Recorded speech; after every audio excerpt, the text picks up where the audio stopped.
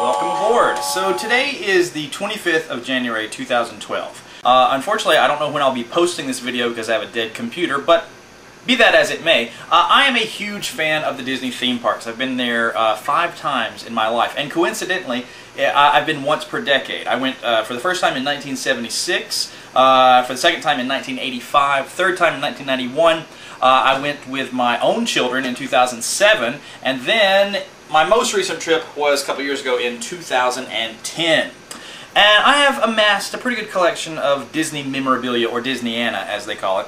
And yesterday I got a big package in the mail. And inside this box is something that I've been wanting literally 21 years. But before we crack into it, because you're like, you got it yesterday, how come you haven't opened it yet? Well, I've waited this long, I can wait a little bit longer. Let's look at this in the proper context, alright? So besides being a big Disney fan, I'm also a big Star Wars fan. Okay, I mentioned Disney first because I went in '76, but Star Wars came out in '77, and that had arguably an even bigger impact on my life. So now let's flash forward to about 1987, 10 years after Star Wars has come out. I'm at the local comic book shop and I'm flipping through magazines and I see this little cover right here, Star Tours. What is this all about? Mickey Mouse and R2-D2 and C-3PO? Am I in heaven? Come on. This sort of fueled my imagination for the next couple of years. It wasn't until the '91 trip that I actually got to ride Star Tours for the first time, and I vividly recall being in the gift shop, looking around thinking, where's the Captain Rex action figure and where's the StarSpeeder 3000 toy? And alas, I was disappointed for a very long time. But I am an old school action figure customizer from the old Kenner days. So I took care of a few things. I took an FX7 Kenner figure and made an approximation of Captain Rex, RX-24. Now you can see where the existing nose was, I drilled in some eyes. Originally there was a black visor here made from a G.I. Joe visor. I don't know where that's gone missing to.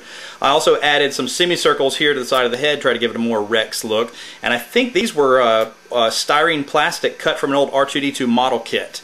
Also, this particular FX7 was missing a hand here, so I drove a nail in there and added, I think, a piece of a space shuttle, the old Canada arm on the space shuttle from another model kit. And, you know, since he had multiple limbs, FX7 was a good choice. And since his head could go up and down, he was also a good choice. And then I removed the base of it, which left you with a hollow shaft there inside the figure. And right here you can still see a glue mark where I had actually put in a piece of red plastic representing the remove before flight tag visible on Rex in this photo here. And I cut that from a piece of Transformers Tech Spec decoder. Unfortunately, the one that I cut and glued onto the figure is long since missing, as is the visor. I even made little figures of the G2 Goosebots. Now, from the neck down, this is an existing toy robot, some Japanese toy. Little robots like this were very common in the 80s since Star Wars was so popular and robots were so popular. So this guy had originally a spherical head that I removed, turned it upside down, and painted it to be the probe droid from Star Wars. So it was definitely an afterthought to turn the body into G2-9T or G2-4T. And what I did was I gave him the welding backpack. This is actually some little cylinders, half cylinders, that are from, again, the R2-D2 model kit. And then I gave him a speaker from inside R2-D2's innards. And then the neck and the 2 tubes of the head are just cut from model kit plastic sprue, trees, you know. And then the antenna is actually half of a watch pin that I glued on there. And then painted him silver and did some very crude detailing, I think with paint markers. Now I only had one of the Japanese robots, so to make the other one, I guess this is G2-4T, he's just scrap plastic. His feet with the little triangular toes, again, are things that came from the R2-D2 model kits, as is the little speaker there. This piece right here, making his butt and his little wiggly radar tail, is from some G.I. Joe toy. I think it was the rolling machine gun. I think that's the piece that the wheel attaches to so it can be either down or up. The hands on this figure are actually cut from a little birthday present, very cheap plastic motorcycle. Those are the handlebars of the motorcycle. And again, sprue plastic, and again a watch pin for the antenna. Now what I had less experience at doing back in those days was customizing vehicles. But hey, I figured if I can't find a StarSpeeder, I'll make one instead. Now please, be kind. I was in my early 20s. So I go to the store and I find this, obviously it's a toy van. And I thought, well, that sort of has the shape of an intergalactic tour bus to it. I could maybe slap a coat of paint on it. And with very few resources to go by, and certainly I didn't carry around the Starlog magazine to the store with me, I bought it. Said, I'll see how it looks. So I had to do a lot of modification, remove the wheels, obviously. Now back here I had to cover up the wheel wells, and that's just like a thin piece of cardboard in there, and then some laminating plastic put over this entire square right here. And then gave it a coat of white paint. I had to cut a droid socket to fit a Kenner R2-D2 figure there. And originally inside there was a droid socket receptacle. I had to crudely cut down the top of a can of deodorant, and then that was electrical taped up inside there. And you can see there's a piece of, let me open the back door here. There's a piece of more of this white construction paper that goes there to sort of block some gaps that were in the existing toy. And the laser cannons came from some He-Man model kit that my cousin had that he was junking. So I grabbed those and cannibalized them. And hand drew the labels, hand drew the lines, and actually put a bolt in there to accept the Rex figure that I had made from the FX7. And this item I found last year in my parents' attic while I was looking for some of my old Ghostbusters stuff, and I said, oh, hopefully Disney is going to have that StarSpeeder 1000 toy ready by Christmas of this year. I'm going to take this home with me too, and just hang on to it in case I want to shoot a video comparing the two. And this little guy's been with me for the last 20 years. This has been in an attic for the last 20 years. So let's 21. So let's put him on his bolt for the first time since. All right, there we go. Not bad for a little bit of imagination, a little bit of fun, and trying to fulfill a need, you know, that I really, really wanted to have this particular item. Now, from the earliest days of collecting Star Tours merchandise, everything seemed to be flat. You had t-shirts, you had magazine articles like Lucasfilm Magazine, or, hey, Disney News Magazine, great picture of George Lucas on the cover with no beard, because Disney employees don't wear beards, you see. And then you got, the opening press packet from Disneyland, you got the opening press packet from Disney MGM Studios, now renamed Disney Hollywood Studios, of course, and it's got some great materials in there. The original cast premiere boarding passes, a complete set of those. Or, hey, here's some flyers. You got, let's see, Imagineering Sharing the Magic Open House, 1986. That actually predates the ride opening. You've got the interplanetary launch in January of 1987. You've got bumper stickers. You got postcards, some pretty cool postcards. Here's the one from Tokyo by Gil Kepler. Here's the Greetings from Indoor postcard.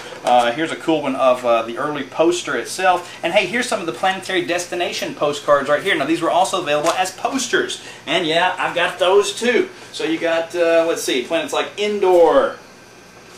Two different variants of Indoor there. Hoth, Tatooine, Dagobah, and not a Dagobah, I don't think about Yoda. Bespin, and you got Yavin. And there were other cool Star Tours posters as well, like this one of one of the Disneyland posters, or this one from MGM Studios, and that's still not all the flat stuff that you can buy. Now, it wasn't until about 10 years ago, 2002, that they finally fulfilled one of my basic needs as a Star Tours fan, and that was the action figure of Captain Rex. They also brought out the Goose Droids. I don't remember which one was first, but in one wave they brought out G290, and in the other wave they brought out G240. Same mold, repainted. Hey, what do you expect? But look at this. Down to, look at the three tanks on the back of the figure and the 3 tanks on the back of the custom figure that I had made all those years before. So, you know, I got some things wrong, but I got some things right too. 3 toes on the feet, 3 toes on the feet. How about that? I never leave well enough alone. I had to customize a Rex to make him slightly more accurate. One of the main reasons I'd use an FX7 figure was so that his neck could telescope the way it does in the ride. And guess what? Hasbro, when they made this figure, didn't let the neck telescope. And it's very tricky to do, let me tell you, but it can be done. So I also painted the visor black and redetailed the face a little bit differently there. But that still left me with half of my desire from 1991 unfulfilled. I still didn't have a StarSpeeder 3000. Oh yeah, sure. They eventually brought out a little teeny tiny one like that. About all you could do with it was build a small fleet of the things. So, you know. And they did a really accurate friction pullback racer. Again, too small. And you can build a small fleet of these too. And finally they produced this item. You could remove the lid, you could see Rex on the inside there. It had all these sound effects and parts that lit up. Welcome aboard. This is Captain Rex from the cockpit. Light speed! But as I myself wrote in an article for Star Wars Insider magazine that came out about 5 years ago, its only real drawback was that it wasn't scaled to action figures. So I waited. And in the meantime, I began editing and then writing for and doing research for a website called StarWarsStarTours.net, which eventually became IndoorExpress.net. And through that I met my friends Chris Vandesan, I met Brian Curran, I met Paul Hruby, and I met David Yett. And from them I found out about the existence of some things I didn't know about, such as these pictures in the book Star Wars Chronicles, which shows the StarSpeeder 3000 filming model from every conceivable angle. And a little light bulb went off in my head. And I made myself a StarSpeeder out of styrofoam and poster paper and printouts of those photos. And I scaled it all around an R2-D2 action figure. So when the photo of R2 on the top of the model matched the size of that R2-D2 action figure, I knew I had my scale. And it came out at about 19 inches long. Unfortunately, it had a couple of major drawbacks. Number one, these plastic pieces of clear adhesive label just didn't want to stick to the poster paper, even after spraying on some additional 3M adhesive. And number two, you couldn't get them wet. You can kind of see a little bit of a spot right there. And yeah, I tried to wash some filth off of that whole side of the ship. Luckily, the panels had peeled off and they were completely dirty on the inside, so I went to soak them. Big mistake. All I had was little pieces of plastic in the shape of the side of a StarSpeeder 3000. So this is all that remains of a ship that looked like it had a pretty good amount of potential to it. So let's jump on forward to 2010. I was in Orlando for Star Wars Celebration 5, and of course I was going to the Disney parks while I was there, and I got to attend a panel at which they announced some upcoming merchandise. One thing got me really, really excited. After years of fan requests and internal hope and praying and all Disney magic, we are finally going to bring you the StarSpeeder vehicle as a large-scale playset. Yes! Now the main guy announcing that at the panel, his name is Brad Schoenberg. And here's a little present he had sent me previously, which was the boarding party set before it actually hit stores in the parks. And it says, Alex, thanks for your continued support of Star Tours. Because of your passion for the brand that we are able to bring new toys like the enclosed boarding party set to life. Enjoy. And that was sent to me in March of 2010. So here it was now August of 2010, and I was actually getting to meet the guy in person.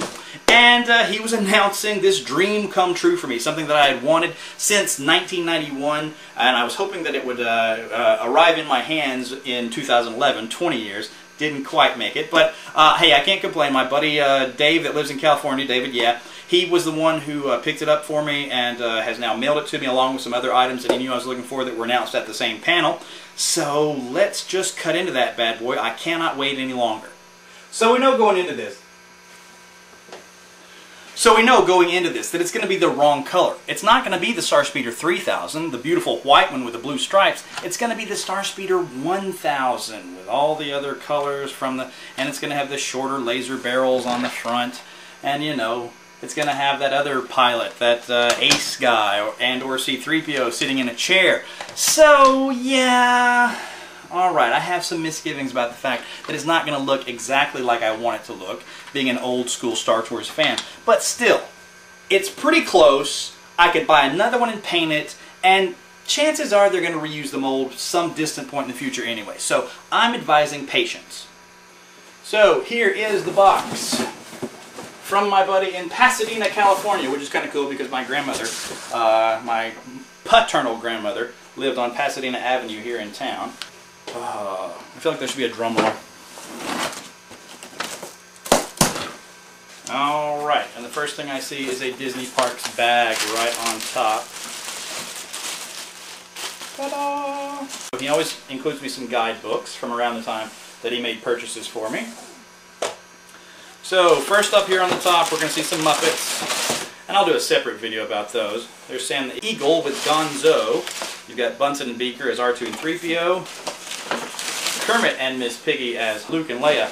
And you got Link Hogthrob and Fozzie the Bear as Han Solo and Chewbacca. So I'll do a separate video about those for my Muppet friends. Here she is.